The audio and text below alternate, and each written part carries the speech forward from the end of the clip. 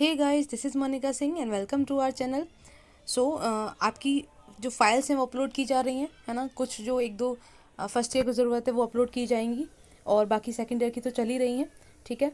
तो आज आपकी है एक्शन रिसर्च प्रोजेक्ट की फ़ाइल, जो कि हमें याद दिलाया एस कुमार जी ने। तो मैं एक्चुअली डालना भूल गई थी इसे। तो आज हम देखने वाले हैं एक्शन रिसर्च की फ़ाइल। तो देखिए, सबसे पहले इसके एक्शन रिसर्च के बारे में थोड़ा सा बताया गया है, कहाँ से आया ये, किसने इसके बारे में बताया। इसके बाद में जो इम्पोर्टेंट है ना वो लास्ट में है। आपको कुछ पॉइंट्स दिए गए हैं जिसके ऊपर आपको ये बनाना होता है। क्या है ये एक्शन रिसर्च? कि आपको अगर कोई दिक्कत दिख रही है बच्चे के अंदर अपनी क्लास में या स्कूल में, उसके ऊपर आपको एक तरीके से रिसर्च करनी है और उसका सॉल्यूशन बताना है कि क्या हो सकता है। तो यही इसमें पॉइंट्स आपको मेंशन करने होते हैं। जैसे कि यहाँ पर आपको दिया गया है, लास्ट में आप देखेंगे कि जो प्रॉब्लम्स हैं, समस्याएं क्या हो सकती हैं। पुस्तकालय का उचित ढंग से प्रयोग ना करना, किसी विशेष कक्षा में अनुपस्थित रहना, गृह कार्य ना करना, वर्तनी में सामान्यतः गलतियां करना, वाचन कुशलता का अभाव, ठीक है, या पाठों में अरुचि, अंतिम घंटों में प्राय भाग जाना, शिक्षकों में समय की पाबंदी का अभाव, प्राइवेट ट्यूशन का विद्यालय की पढ़ाई पर प्रभाव। इस तरीके से आप कोई भी टॉपिक ले सकते हैं और आपको इसमें ज़्यादा कुछ दिमाग नहीं लगाना है। कुछ बेसिक से आपको कुछ पॉइंट्स हैं जो यहाँ आपको शो करने होते हैं। देखिए, अब यहाँ पे कुछ ये पॉइंट्स दिए हैं, इनका तो ज़्यादा कुछ काम है नहीं आपके लिए, ठीक है। फर्स्ट पेज पे आपको दिया गया है कि ये चीज़ें आपको यूज़ करनी है इस रिसर्च फाइल को बनाने के लिए। काम होता है यहाँ से शुरू, इसके अगले पेज से, जहाँ पर आपको क्रियात्मक अनुसंधान की योजना, ये आपको हेडिंग मिली है, जिसमें सबसे पहले आप बताओगे अनुसंधान का शीर्षक। हमने अनुसंधान का शीर्षक लिया है छात्रों के विद्यालय में अनुशासन संबंधी समस्या के निराकरण हेतु एक अध्ययन, ठीक है। अनुशासन में प्रॉब्लम है बच्चों की, उसको हमें ख़त्म करना है। अब यहाँ क्या करना है, आगे आपका विद्यालय का नाम आ जाएगा जिसमें आपने इंटर्नशिप की है। अनुसंधान की अवधि, जितने टाइम आपने इंटर्नशिप की है वही आपकी अवधि हो जाएगी। फिर कक्षा आप कौन सी ले रहे हैं, जैसे 6 to 8 मेनली आपको लेनी होती है, जिसमें आप टीचिंग कराएंगे, अपने टीचिंग सब्जेक्ट्स को आप पढ़ाते हैं, उन्हीं में से कोई क्लास आप एक ले लीजिए, ठीक है। और क्लास एक ऐसी लीजिएगा जिसमें जो आप टीचर्स डायरी में भी मेंशन कर रहे हो, पोर्टफोलियो में भी उसके बारे में मेंशन कर रहे हो, तो एक ही आपको क्लास लेनी पड़ेगी, उस पर सिर्फ फोकस रहेगा, तो आपको आसानी रहेगी। तो आप, जैसे कि मैंने ज़्यादातर लिया है 7th क्लास को, ठीक है, तो कक्षा 7 यहाँ पर आ जाएगी। आगे आपका अनुसंधान करता आप हैं, ठीक है, मतलब यहाँ आपका नाम नहीं आना है, नाम आपका अगले में आएगा। अनुसंधानकर्ता में आप लिख सकते हैं जो आप क्या बोलेंगे, ट्रेनी को, ट्रेनी टीचर या प्रशिक्षणार्थी, ठीक है। फिर आपका यहाँ नाम आ जाएगा। योग्यता में आप क्या लिखेंगे, आपने ग्रेजुएशन पोस्ट ग्रेजुएशन की है तो वो भी मेंशन कर सकते हैं और बीएड भी मेंशन कर सकते हैं, ठीक है। तो आपको अपनी सारी डिग्रीज यहाँ लिख सकते हैं। अच्छी चीज़ है ना, आपको सारी डिग्री यहाँ शो करने का मौका मिल रहा है। आगे देखिए, जो भी क्लास ले रहे हैं वहाँ पे आप उनकी संख्या, बालकों की संख्या लिख देंगे, ठीक है। अनुसंधान निर्देशक का नाम, यहाँ पे आपके मेंटर का नाम आ जाएगा, ठीक है। आगे चलें तो आपको योजना की पृष्ठभूमि, पृष्ठभूमि क्या है कि योजना है क्या आपकी, आप क्या करवाना चाहते हो, तो आपकी वो पृष्ठभूमि हो जाती। क्या लिखा है योजना की पृष्ठभूमि में, विद्यालय के निरीक्षण से ज्ञात हुआ है कि कुछ छात्र प्रार्थना सभा में रुचि नहीं लेते तथा विद्यालय समय से नहीं आते, कक्षा में अध्ययन के दौरान शोर करते हैं, जिससे विद्यालय की गतिविधियां प्रभावित होती हैं। अतः निम्नलिखित उद्देश्यों की प्राप्ति हेतु क्रियात्मक अनुसंधान की योजना बनाई गई है, ठीक है। आप पढ़ेंगे आसानी से समझ में आ जाएगा। थोड़ी सी राइटिंग अगर लग तो नहीं रहा कि गड़बड़ आपको लग रही होगी, लेकिन पढ़ के देख लीजिएगा, अच्छे से समझ में आ जाएगा, ठीक है। अगर फिर भी कोई प्रॉब्लम लगती है तो आप कमेंट करके मुझे बता देना। आगे देखें, प्रस्तावित अनुसंधान का उद्देश्य, तो उद्देश्य आपका क्या है कि विद्यालय की गतिविधियों को सुचारू रूप से लागू करना, ठीक है ना। आपने पहले क्या बता दी, पृष्ठभूमि के क्या क्या प्रॉब्लम है, जिससे कि आपका ये जो डिसिप्लिन की, अनुशासन की प्रॉब्लम आ रही है। इसके बाद उसका उद्देश्य क्या है, आपको क्यों चुना है आपने ये, जिससे आप कोई भी टॉपिक ले रहे हो उसका कोई ना कोई उद्देश्य तो होगा। तो हमारे ये टॉपिक लेने का उद्देश्य है कि गतिविधियां सुचारू रूप से लागू हो सकें। अब देखिए, जो जो प्रॉब्लम आ रही है आपको वही तो ठीक करनी होगी, तो आपको जो जो प्रॉब्लम है उन्हीं को आपको ठीक करने के आपके उद्देश्य हो जाएंगे, ठीक है। क्या है, विद्यालय के वातावरण को अनुकूल बनाना। आगे, शिक्षण में सहायक सामग्री तथा मॉडल प्रस्तुत करके इसे रोचक बनाना, जिससे बच्चे उसमें इंटरेस्ट ले सकें और शोर ना करें, ठीक है, या डिसिप्लिन में रहें। छात्रों की सहगामी क्रियाओं में भाग लेने के लिए प्रेरित करना। ये हो गया आपके उद्देश्य। आगे आपको विद्यालय के लिए अनुशासन का महत्व बताया गया है। तो महत्व में आपका, उपयुक्त उद्देश्यों की प्राप्ति होने से विद्यालय के वातावरण में सुधार होगा, शिक्षिकाएं भी अपने कर्तव्यों के प्रति सचेत होंगे, ठीक है। बालकों में अनुशासन की भावना के साथ उनका सर्वांगीण विकास भी होगा। छात्र विद्यालय में सहगामी कार्यक्रमों में भाग लेने के लिए प्रेरित होंगे। ठीक, उद्देश्य से रिलेटेड ही कुछ कुछ आपका ये महत्व आ गया है। आगे समस्या कथन, यहाँ पे अब आपकी जो समस्या है ना उसको 2-3 बार रिपीट सा कर दिया गया है, सेम सेम सी चीज़ें हैं, तो कंफ्यूज ना हो, सेम सेम सा ही आपको इसी तरीके से लिखना है। जैसे समस्या कथन में छात्रों का विद्यालय में अनुशासन में ना रहना मेन समस्या है। क्षेत्र क्या है इसका, कि विद्यालय के पर्यवेक्षण तथा संगठन के साथ अनुशासन के पक्ष को प्रभावपूर्ण बनाना। ठीक है, ये आपका क्षेत्र है। आगे विशिष्ट रूप क्या हो गया, जहां आप स्पेशली इस एक्शन रिसर्च को अपने इस अनुसंधान को अप्लाई करने वाले हैं। कहाँ अप्लाई करने वाले हैं, इन्होंने अप्लाई किया है कक्षा 8 में, तो इन्होंने यही लिखा है। क्या लिखा है कि चुनी गई समस्या को निम्नांकित विशिष्ट रूप में से परिभाषित किया जा सकता है कि कक्षा 8 के सामाजिक अध्ययन विषय के छात्रों द्वारा अनुशासन का पालन न करना और विद्यालयों के नियमों का उल्लंघन करना तथा प्रार्थना सभा में अनुपस्थित रहना।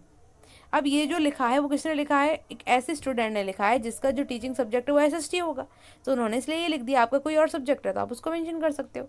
ठीक है, आगे आपका इसका परिसीमन को इंग्लिश में कहते हैं डिलिमिटेशन। ठीक है, तो इसकी लिमिटेशंस क्या है कि ये क्रियात्मक अनुसंधान केवल कक्षा 8 के छात्रों के लिए है।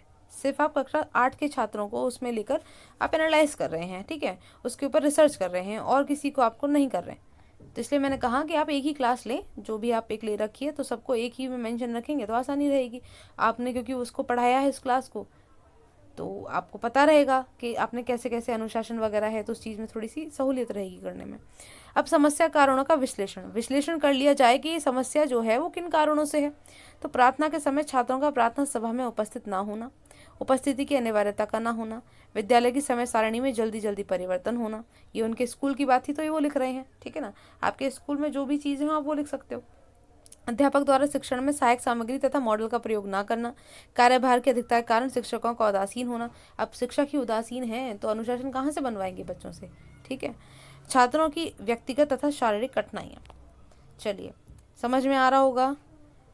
आगे देखिए, नेक्स्ट आपका ये टेबल दिया गया है जिसमें क्रम संख्या दी है, समस्या के संभावित कारण दिए, कारण क्या क्या हो सकते हैं, साक्ष्य कैसे हुए, इनको साक्ष्य मिला निरीक्षण द्वारा, इन्होंने निरीक्षण किया तो पता चला कि ये इनके कारण हो सकते हैं। जैसे छात्र समय से नहीं आते हैं, प्रार्थना सभा में उपस्थित नहीं हैं, ठीक है, ये सब इनके संभावित कारण है। आगे तथ्य तथा अनुभव, कैसे अनुभव हुआ कि प्रार्थना में उपस्थित नहीं है तो आपको पता चला कि अनुपस्थित नहीं है, ठीक है।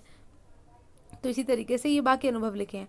फिर अनुसंधानकर्ता का नियंत्रण, आपने क्या नियंत्रण किया।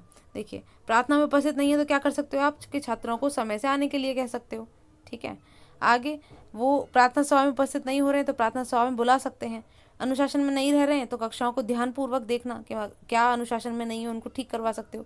फिर चौथा, जैसे हमारा था छात्रों का स्कूल ड्रेस में ना आना, तो आप कह सकते हो कि ड्रेस में ना आने का कारण पूछना कि क्या प्रॉब्लम है भाई। देखिए, इसमें क्या होता है, आपके बीएड ट्रेनिंग में यही समझाया जाता है, इसका मोटिव ही यही है कि ऐसा नहीं है कि आपको सीधे बच्चे को पनिश कर देना है, या फिर ऐसा है कि मतलब कोई प्रॉब्लम है तो डायरेक्ट उसको डांट देना है, नहीं, ऐसा नहीं होता, उसके बारे में पता करना होता है। तो वैसे ही यहाँ पे लिखा गया नियंत्रण, आपको क्या करना है, आपको डांटना नहीं है, आप क्या करेंगे, पता करेंगे उस चीज़ के बारे में। ड्रेस नहीं पहन के आ रहा है बच्चा तो पूछेंगे ड्रेस क्यों नहीं पहन के आ रहा है, ठीक है, क्या प्रॉब्लम हो रही है, तो पता करना है उसके बारे में। आगे कार्य करके ना लाना, तो कार्य करके ना लाने का कारण पूछना, ये आपके नियंत्रण हो गए। अब देखिए, इसमें जो क्रम संख्या है जरूरी नहीं है आप 6 के 6 लिखेंगे, जैसे इन्होंने 5 लिखा है वैसे आप 5 लिख सकते हैं, आपके 4 बन पा रहे हैं तो आप 4 लिख सकते हैं। फिर संभावित कारण, आपके क्रम यही है तो आप सेम यही क्रम लिख सकते हैं, आपने कभी ऊपर नीचे कोई क्रम लिख दिया है तो आप उसको चेंज कर सकते हो, ठीक है। आगे देखिए, विशेष टिप्पणी क्या की गई है कि समस्या के विश्लेषण के लिए अध्यापक अपने सहकर्मियों एवं समस्या में रुचि रखने वाले छात्रों से विचार विमर्श कर सकते हैं। समस्या के कुछ कारण विद्यालय के अधीन नहीं होते, अतः उन्हें छोड़ देना चाहिए। ये आपकी टिप्पणी है, आपके मन में आया इसलिए आपने ऐसा लिखा, ठीक है। फिर क्रियात्मक उपकल्पना का निर्माण, देखिए अभी तक इस वाले पॉइंट तक तो क्या हो गया, ऊपर टेबल तक और यहाँ तक समस्या वगैरह के बारे में आपने ठीक से बता दिया। अब उपकल्पना में क्या आता है कि आप इस प्रॉब्लम को सॉल्व करने के लिए क्या कर रहे हो, वो आएगा आपका क्रियात्मक उपकल्पना के निर्माण के अंतर्गत, ठीक है। जहाँ पे आपको 5 उपकल्पना दी गई हैं, आपको जितनी कर सकते हो आप उतनी कर सकते हैं, जितना चाहते हैं। जैसे कि आप 5 की अब आगे भी और भी डिटेल में दिया गया है तो आपकी मर्जी आप कैसे करोगे। जैसे 5 दी गई है तो ज़रूरी नहीं है सारी 5 हो, आपकी 3 हो पा रही हैं, 4 उपकल्पना हो पा रही हैं। जैसे कि कोई भी प्रॉब्लम है, इसके अलावा कोई और प्रॉब्लम भी हो सकती है, जैसे कि लाइब्रेरी नहीं होना, ठीक है, या बच्चे का होमवर्क करके ना लाना। तो उस स्थिति में ज़रूरी तो नहीं है उपकल्पना जो आपके प्रॉब्लम सॉल्यूशन है वो 5 के 5 सॉल्यूशन बन जाए, नहीं, कम भी हो सकते हैं, तो आप कम भी कर सकते हो, कोई प्रॉब्लम नहीं है। तो जैसे पहला यहाँ पे प्रार्थना सभा स्थल पर सभी छात्रों की कक्षा अध्यापकों द्वारा उपस्थिति लेने से छात्र प्रार्थना सभा में उपस्थित होंगे, ये आपने सॉल्यूशन दिया है प्रॉब्लम का, ठीक है।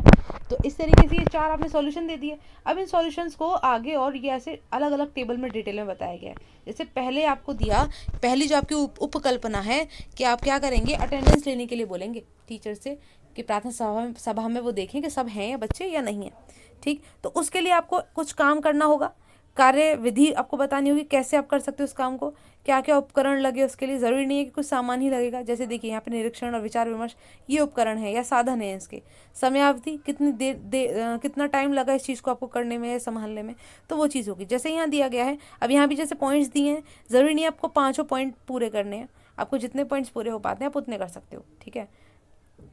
आगे देखें तो पहला जैसे दिया है, निरीक्षण द्वारा छात्रों का प्रार्थना सभा में उपस्थित न होने का पता लगाना, ठीक। अब ये देखिए बड़ा हो रहा है इनका पॉइंट, तो ज़रूरी नहीं है कि आपका एक जो पॉइंट है वो इसी एरिया में सिर्फ इतने में आ जाएगा तो आप इतने में कर लेंगे, नहीं आ पा रहा था। अब इन्होंने क्या किया है कि इन्होंने यहाँ तक किया है, तो पॉइंट्स का कोई ऐसा इशू नहीं है कि जितने पॉइंट्स लगे उसी तरीके से करेंगे, क्योंकि फाइल कुछ इस तरीके से थोड़ी कंजस्टेड से इनके पॉइंट्स बने हुए हैं कि पूरा इसमें लिखा हुआ नहीं आ सकता, तो आप अपने अकॉर्डिंग कर सकते हैं, ठीक है ना।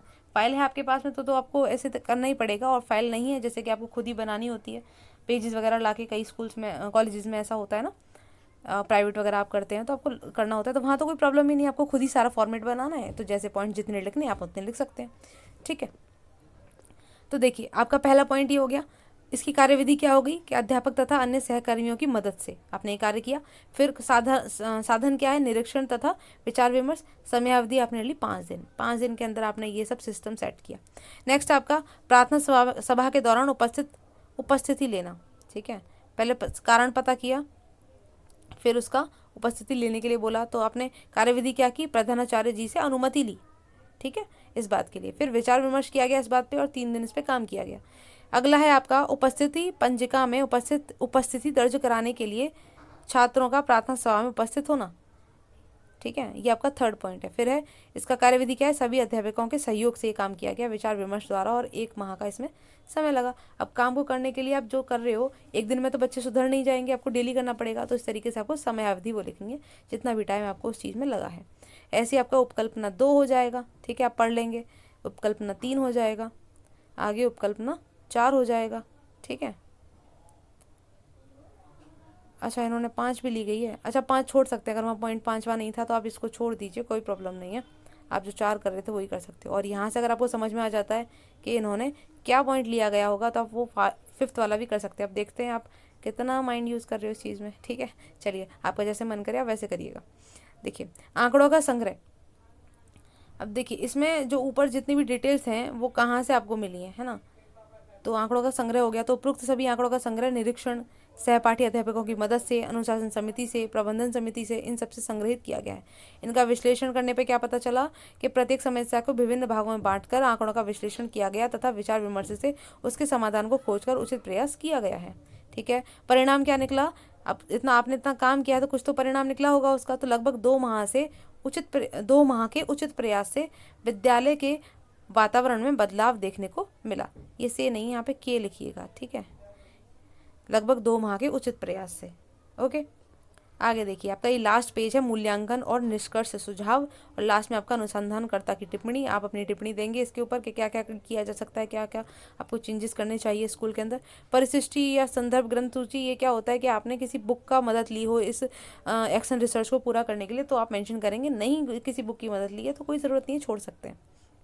तो देखिए मूल्यांकन हो गया आपका कि योजना के मूल्यांकन के आधार छात्रों की प्रार्थना सभा में उपस्थिति तथा अनुशासन को बनाए रखना होगा। इससे छात्रों की प्रार्थना सभा में उपस्थिति अनिवार्य होगी। ये सारा मूल्यांकन हो गया, ठीक है। जो आपने किया उसका इवैल्यूएशन आपने निकाल के रख दिया, सुझाव आपने 1 दे दिया और यहाँ पे आपने टिप्पणी दे दी, तो आप पढ़ लेंगे, आपको समझ आराम से आ जाएगा। और आई होप आपको क्लियर हो गया हो। कोई भी अगर क्वेरी होती है आप कमेंट बॉक्स में बता सकते हैं। साथ ही आपको PDF मिल जाती है आपके टेलीग्राम चैनल से, ठीक है।